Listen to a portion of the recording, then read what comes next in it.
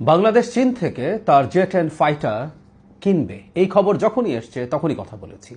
কিছুদিন আগে একটা নিউজ ছিল আমাদের সামনে, সেটা হচ্ছে বাংলাদেশ তখন বলা হয়েছিল 8টা বা 12টা জে-10 ফাইটার কেনার আগ্রহ প্রকাশ করেছে আমাদের প্রধান উপদেষ্টা চীনের প্রেসিডেন্টের কাছে।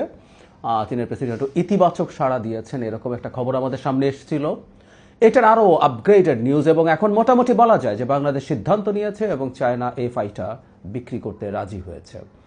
20টা জে-10 সি ফাইটার বাংলাদেশ কিনবে, এবং যেটা হয় এই কেনাকে কেন্দ্র করে, কেনার ইচ্ছাকে কেন্দ্র করে নানান রকম আলোচনা, ডিবেট চালু হয়েছে।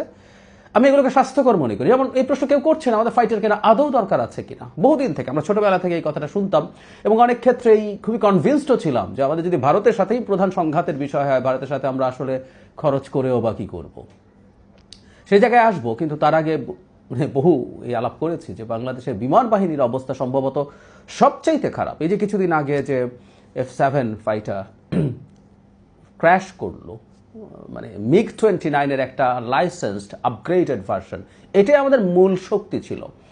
কিছু MiG-29 কেনা হয়েছিল, যেটার মধ্যে 4-5টা সম্ভবত অপারেশনাল আছে, এবং এই আলাপ আছে যে এই MiG-29 যখন বিক্রি করে রাশিয়া, তখন ভারতের চাপে, ওখানে যে একটা ফাইটার কেনাই তো যথেষ্ট না, ওকে আপনি কি অস্ত্র দেবেন সেটার উপরে ডিপেন্ড করে। MiG-29 সাথে উপযোগী অস্ত্র বাংলাদেশকে ঠিকঠাক মতো দেওয়া হয় নাই।